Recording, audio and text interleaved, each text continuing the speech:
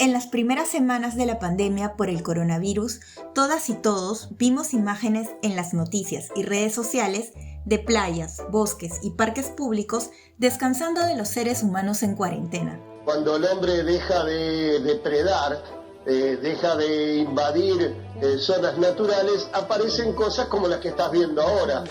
La idea de nosotros somos el virus nos llevaría a pensar que la humanidad, irresponsable y contaminante, es la causante de la destrucción de los ecosistemas de la Tierra, y que la naturaleza estaría mejor sin nosotros. ¿Es esto cierto? En este video, acompáñanos a conocer la ecología política, una corriente de pensamiento muy vigente que surgió en los 70s y que nos enseña que no podemos entender la causa de los problemas ambientales sin poner la lupa en los responsables, poderosos responsables de la crisis ambiental y climática que vivimos hoy. ¿Los problemas ambientales son políticos? Yet you all come to us young people for hope. How dare you? Tenemos que trabajar muy urgente para salvar la madre naturaleza. Está en crisis el planeta, en una crisis ambiental muy fuerte. Es posible cambiar las cosas, es posible enfrentarse a enemigos tan poderosos como el Banco Mundial, las grandes transnacionales. La tierra no se vende.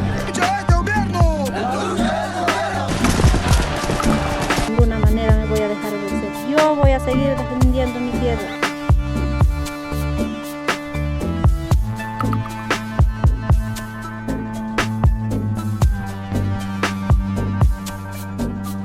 Hola, soy Tania Ramírez y este es el primer capítulo de la serie Te resumo la ecología política de eCorazonar.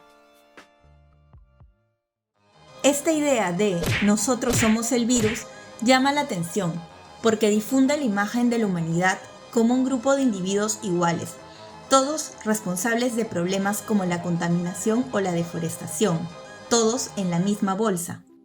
La primera idea central de la ecología política es que esta imagen homogénea de la humanidad esconde las diferencias de influencia o poder entre distintos grupos humanos sobre qué hacer y cómo usar los recursos naturales del planeta.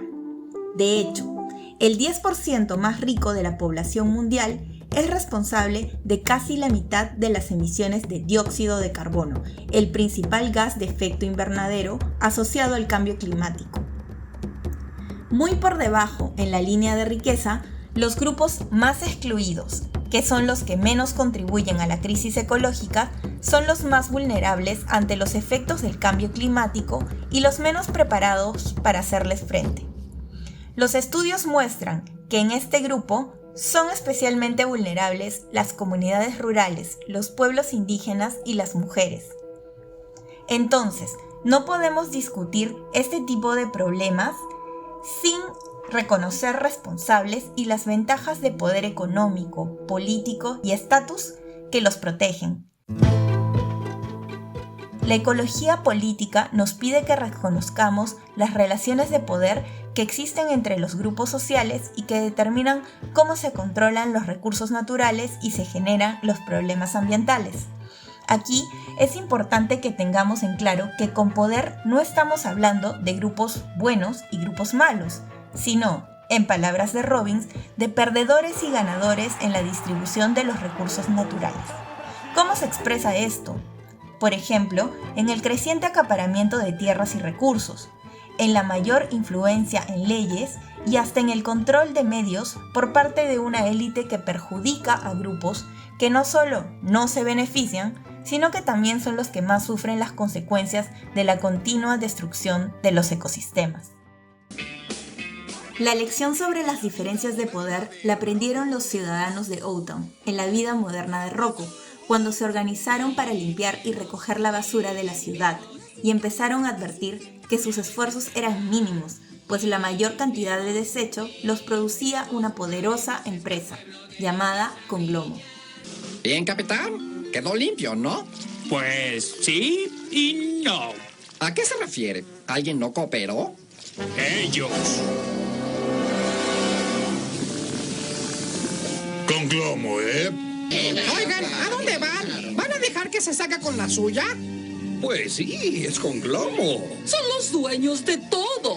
Son los dueños del ayuntamiento. El vecindario reconoce que estas relaciones de poder influyen en las decisiones que afectan su barrio y que las responsabilidades por la contaminación no son de todos por igual. Existe un responsable, poderoso, cuyas acciones afectan el bienestar de todo el vecindario. Tras reconocer que los problemas ambientales son políticos, porque existen élites que concentran la responsabilidad sobre la generación de estos, nos preguntamos, ¿es posible resistir a esto o estamos destinados a la catástrofe ambiental de la mano de estos grupos de poder? Una segunda idea de la ecología política que ha hecho que resuene tanto en activistas dentro y fuera de las universidades es pensar esta corriente de pensamiento como el hacha y la semilla en palabras de Robbins. Es el hacha científica porque permite que nos adentremos y develemos las causas de los problemas ambientales, pero también es la semilla de un mundo más justo, pues invita a investigadores y activistas a sembrar alternativas que significan relaciones más equitativas y usos responsables y justos de los recursos naturales. Felizmente, estos días somos testigos de importantes movimientos ambientalistas que están imaginando estas alternativas. Finalmente, los lentes de la ecología política nos permiten relacionar la actual crisis sanitaria con la continua destrucción de los ecosistemas y la pérdida de hábitat de muchas especies, que aumentan nuestra vulnerabilidad como humanos ante epidemias. Reconocer esto es central para poder abordar sus causas, identificar responsables e imaginar medidas para enfrentar esta pandemia, no solo desde el punto de vista de la salud pública, sino también de la salud planetaria. Estas soluciones además no deben significar seguir reforzando las desigualdades. Nos podemos seguir informando y trabajando en soluciones integrales para enfrentar esta crisis y evitar próximas a las que estaremos sin duda expuestos si nos alegramos con el retorno a la vieja normalidad. La clave es organizarse y actuar. Si no esta tierra no nos va a durar. ¡Qué canción tan pegajosa! Pero aún así tiene mucho sentido. Y no te pierdas el próximo episodio de la serie Te resumo la ecología política, naturaleza y sociedad. ¿Por qué es peligroso separarlas? Para seguir aprendiendo, síguenos en Twitter, Instagram, Facebook y YouTube.